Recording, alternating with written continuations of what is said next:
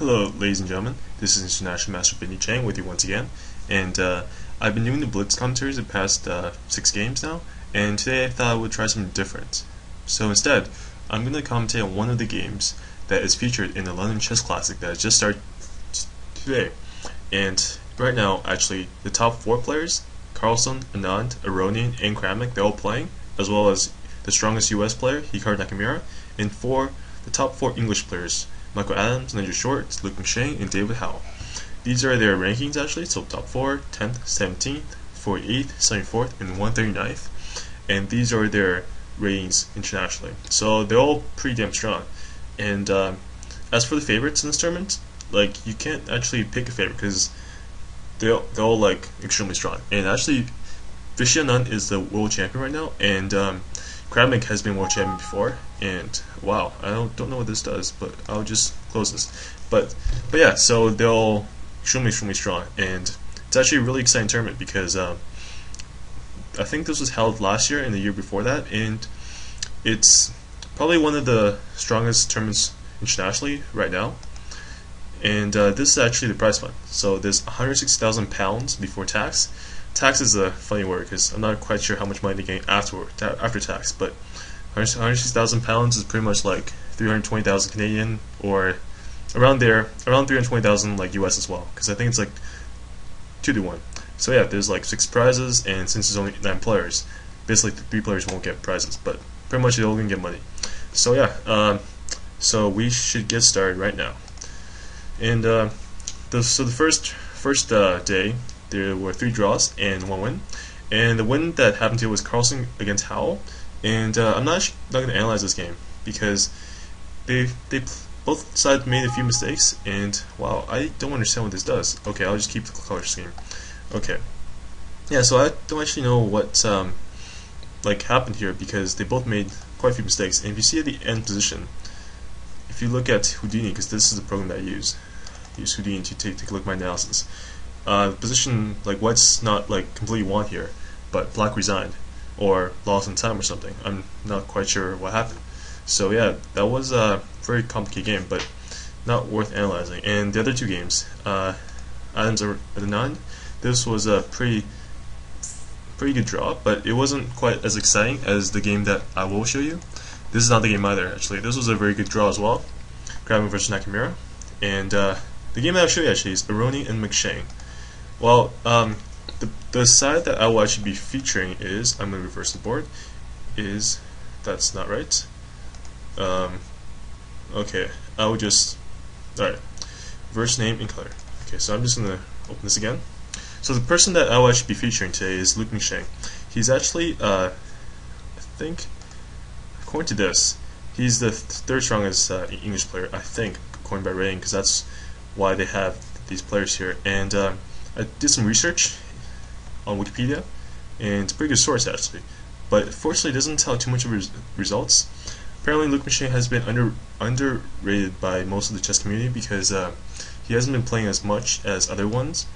He's not quite a professional player because I think he might be a stockbroker or something, because it says that on his bibliography here's a bibliography, it says that he actually joined Goldman Sachs in 2007.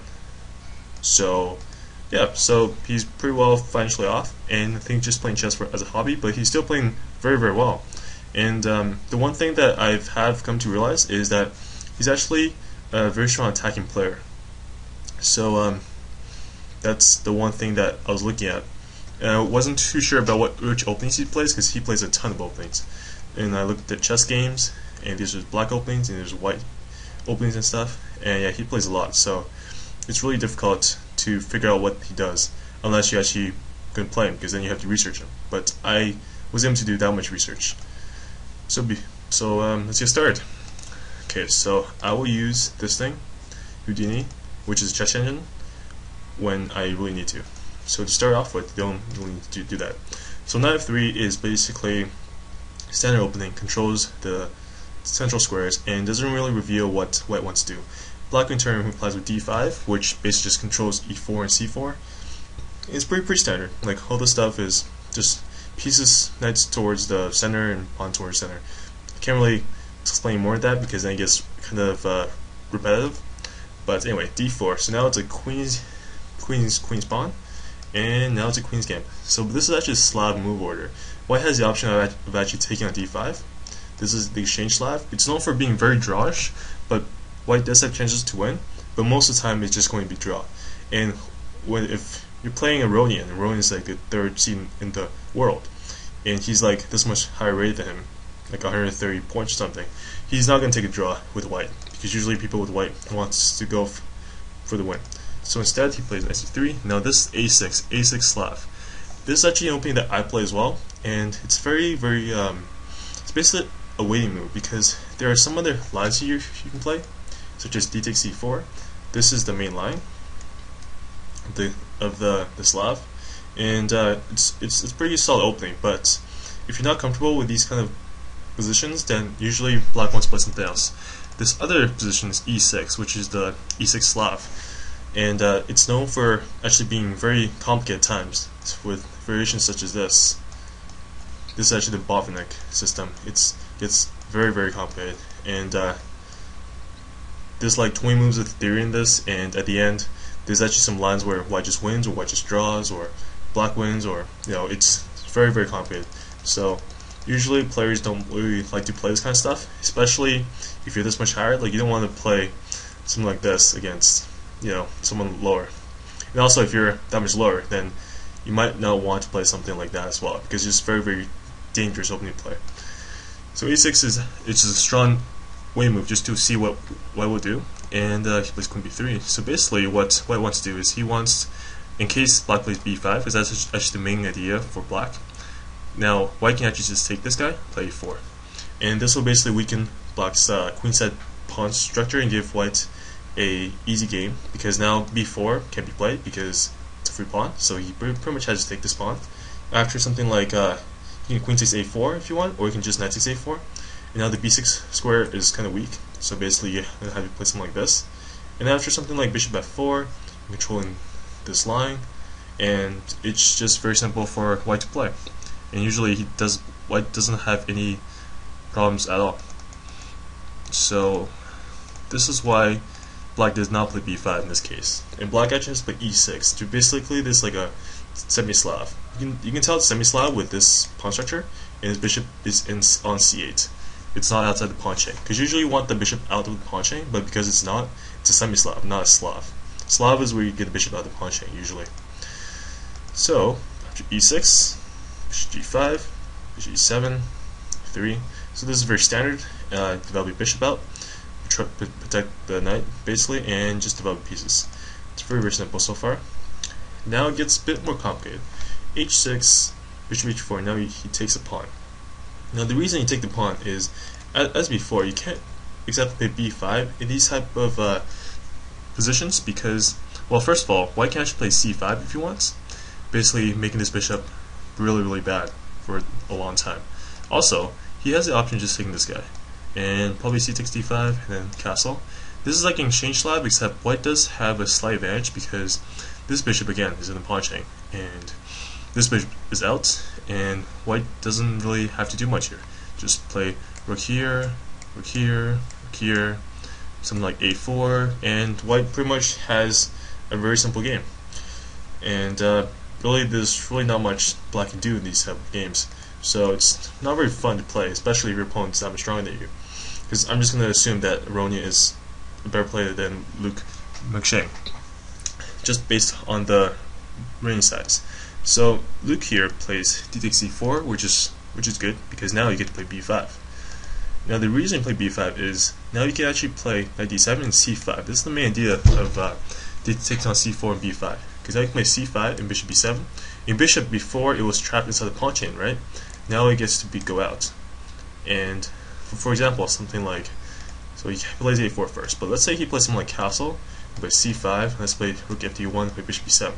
Well, his position is now flying, because now his bishop's here, and if you take this guy, this is actually, I think white, it's probably going to be a draw, probably, but black actually does have some chances, because bishop is actually very strong on this diagonal. It doesn't mean that he's going to take this knight, because usually you don't want to give your bishop in the ending, but it just means that he always has the option. He also has b4 coming, so this isn't that great for white if he doesn't do anything about this. So that's why white played a4 immediately. Now a4 is actually an interesting move. If you look at Fritz here, well, actually not Fritz, Houdini just thinks that just play b4 is fine, and it's quite equal, and that's exactly what he did. Now the thing that you want to look at is that after b4, a move that you don't usually want to play is knight e2, because after knight e2, this knight has to go to here, and then to here, and then to here, or something like that, and it takes too long. And usually black can just play something like this, e6, and c5, and black has no problems at all because he managed to trade some more pieces off because he has less space.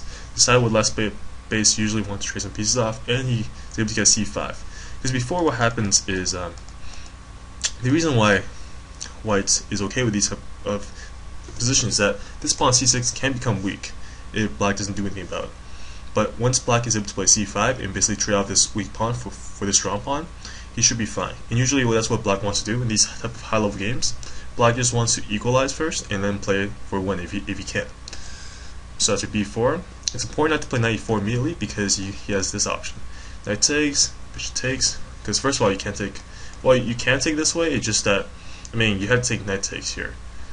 And if you queen takes here, you can't just queen takes, and this is equal again. So usually taking like this. Now instead of taking back, he can't just play knight takes f2, because if he takes the queen, takes guy with check, and black's actually up a pawn, so that's very, very bad.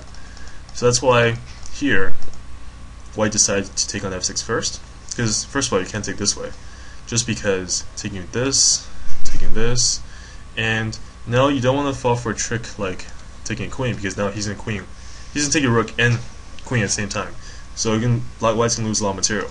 Instead, what white should do is just rook b1. After this, white does have the open b file, and yes, black can play c5, but after this bishop is still kind of trapped, because usually you want to get it to b7. But because the rook is on the b file, it's going to be very tough for black to equalize here. So this is why you just look back. After knight e4, c5 is an interesting move actually. Here is where Houdini really didn't like what black played, because he thought that he should have just played bishop b7, just straight away. Something like this, and I'm just following Houdini's first moves here. So c1, queen f5, actually c8, queen e4, queen c7. So c5's coming, and apparently black's just fine. So can't take this. Apparently you can't take this guy because queen here, and yeah, like even though even though white's up a pawn, black's activity is more than enough to cover for this, and apparently this pawn is just going to go down pretty soon. And if not, then I think queen b7, and black's going to have a lot of activity. Houdini is one of the few engines out there that actually doesn't value material as much as the other ones, because he understands positional compensations. Where, for example, it seems like white's safe right from like h5, forcing queen 6, well, queen h3 and then g6. Houdini understands that black does have a lot of compensation and that he will be fine in the long run. That's why his evaluation is like this. Well, one thing I have to talk about the evaluations is, let's just go back to our original position. Let's see here. So, one thing I'm going to talk about the evaluations is that if it's a positive number, it means that white's better. If it's a negative number, it means that black's better. Now, if it's a 0.5, that means it's half a pawn, because pawn's worth 1 point. And if it's like +3, then white's up like a bishop or knight, which means he's most likely winning. So if he's up a pawn, it's usually a small advantage, and most grandmasters will actually, like of these caliber, will actually play on up a pawn, just win, because they're going to be able to outplay most players, because a small advantage is probably easiest to nurse. That's actually a very common theme in top level games. Let me just see how long this video is now. 40 minutes, that's pretty long. Okay, so let's just move on a bit quickly here, because I don't want to take up too much time. So take, bishop b7, and now apparently Houdini thinks if you just take this guy and go knight e5, white's better. But I'm not too sure about this, and sometimes I just think that human players will play more human-like. and it's easy to understand. Like for example, rook c1 is easy to understand. You just want to play c6, right? So you also want to defend this pawn. So right now white's up a pawn, but according to Houdini, he's not really up a pawn in terms of the evaluation. He's only up like 0.2 points, which is not that much at all. c8, knight d4, 6 on g2. So white's actually sacked this pawn because he realized that if he doesn't sack this pawn, let's say he just castled, then he can actually just, well, he can take this guy first, and after doing this, it's actually just going to be equal because all these pieces are going to be straight off, and white's going to have a very, very tiny advantage, and it won't really matter much because it's going to be equal material, and white has no chances of a win. So obviously white's trying to play for 1 here, so that's why he played knight d4. Actually got g2, g1, bishop d5. Okay, so now it gets really, really interesting. So f3 prevents knight e4. That's what black want to play, knight e4, or potentially even e5 and then bishop e4. He has lots of different ideas here. So f3 stops knight e4, bishop e4, or anything like that, and just controls e4 and g4 squares. It's important to note that white doesn't want to overextend and try to play f3 and e4. He actually never played e4 in the game, I'm pretty sure. But so queen c7 attacking this pawn, so he got defended obviously. d8, queen takes a6. So the whole time the pawns was hanging, but white didn't take the pawn because he had to defend all his pieces, defend the square, defend his pawn, and now after rook d8 he takes it. Now black could defend this at any time he wants to. Like for example, he can play a5 if he wants. But the problem with a5 is that it gives a b5 square for the knight, and it's always important not to give squares for the knight, because the knight on the 6th rank, like the 6th rank, is very, very powerful, and on the 5th is actually really strong as well. Because especially in this type of position, white's goal is just to advance the pawn, and he's going to try and queen. And black cannot, just can't let that happen at all costs. And that's why, even though this valuation is not that big, it's very, very hard to play for black. So let's take a look at what happened here. With g3, with d8, so he takes the pawn, goes here, and queen b6. Well, obviously, black cannot exchange queens, because once he exchanges queen, let's say takes 6, takes here, this pawn is still here and still very well protected. And after the rook on the 7th rank, that's actually a key theme. You should never let your opponent's rook on the 7th rank if you can. After rook on 7th rank, it's going to be very, very powerful and very tough to stop.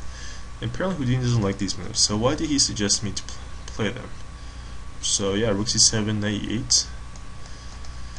Apparently he wants me to play e4, but okay, so he has a small advantage still, but there's no need for black to play this, because obviously in this case, white's king is actually in a bit of danger, so you should definitely not trade queens. You should definitely try to keep the initiative going, because that's really black's only hope. He has to try to attack black's king. So after queen e5, king f2, protecting this pawn. Apparently now, after knight h5, white's actually just didn't move this rook, because for example, if you move say rook h3, then there's, first of all, there's this option of knight f4, and you can't take it because of this. And apparently this is very, very bad. It's like minus 2.7, which means white's pretty much lost. So you can't let that happen. Okay, so let's see what happens here. After knight h5, apparently according to the time, he only has 5 seconds left, but I don't really believe that, because I think the broadcast is a bit late. When they do live games and stuff, usually they're pretty close on time, but sometimes when it's like 5 seconds left, it's usually they have like a few minutes left, not just 5 seconds left.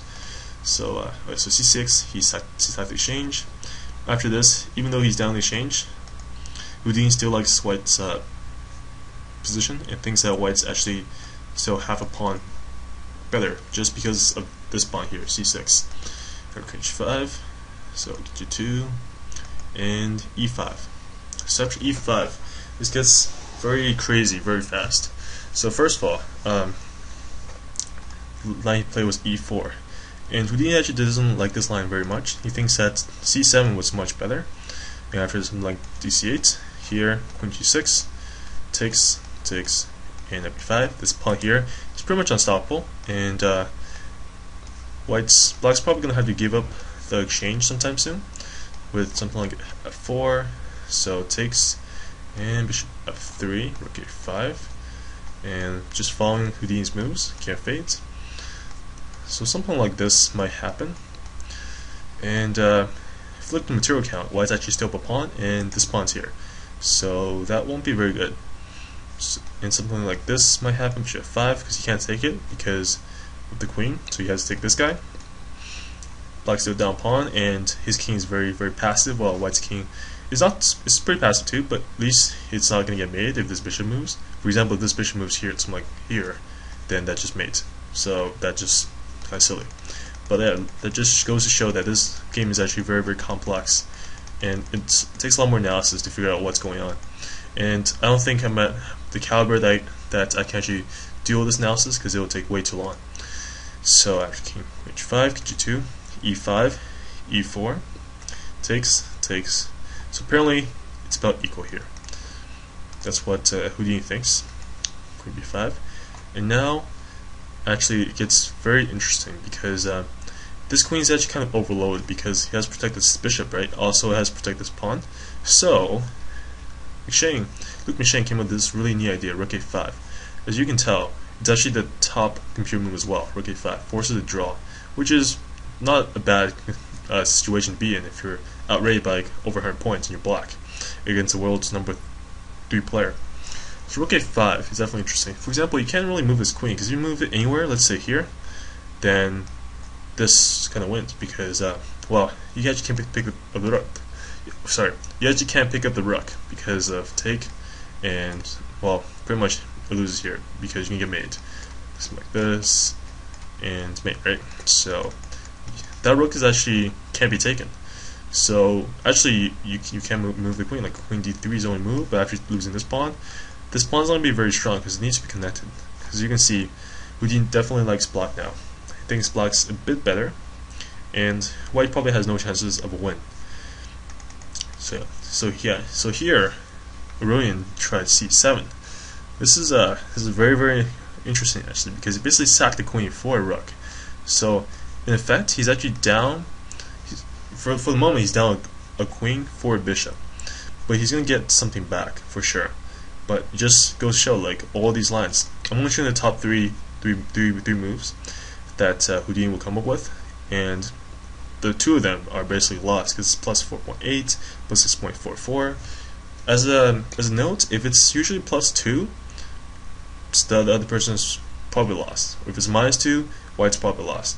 So this is totally lost. So black has played very accurately here in order to maintain a balance.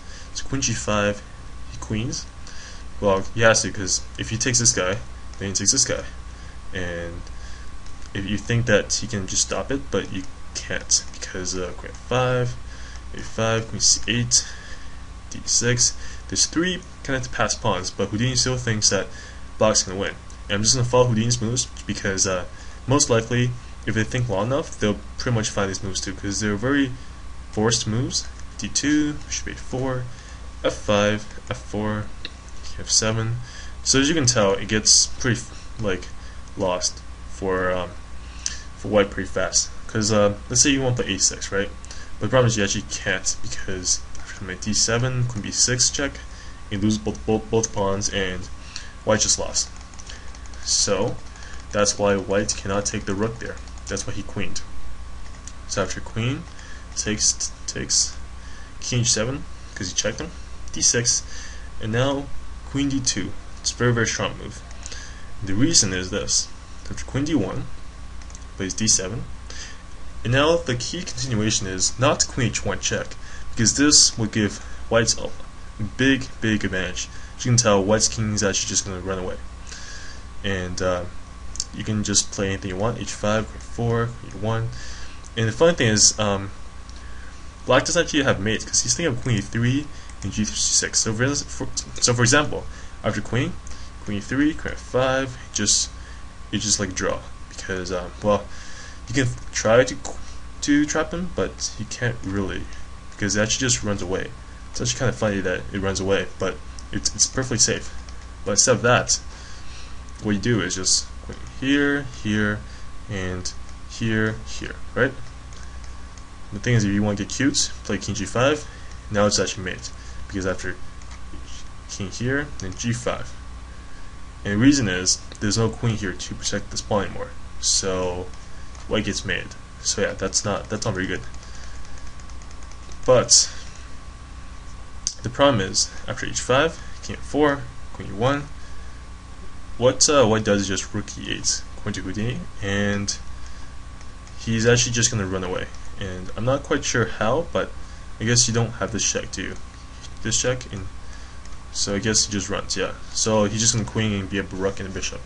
And Black's going to lose because he's not going to be able to perpetual White. But instead of doing that, the best move here is actually just h5 or f5. Actually, both pretty much work. Because the idea is you just want to force him not to queen, because now after you queen, it's a mate. And after, let's say, check, you can king g6 if you want, or you can just take it here, and now you actually cannot stop this mate.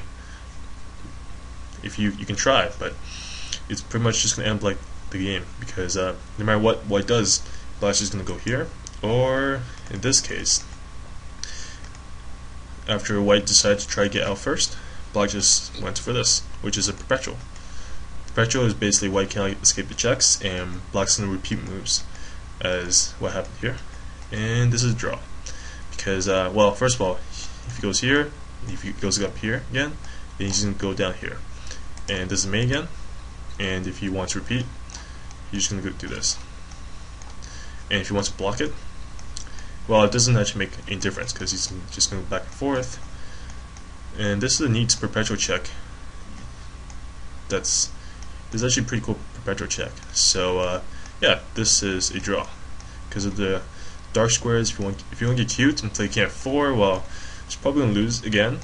And yeah, once you lose his pawn, it's pretty much over. So you just lost his rook and lost his pawn. So yeah, White actually couldn't get out of the perpetual check. If you don't believe me, you can just double check this with yourself or with a computer. And yeah, that's the game. Let's see here, I just did the final position. Yeah, so that's the game. And I hope you guys enjoy this.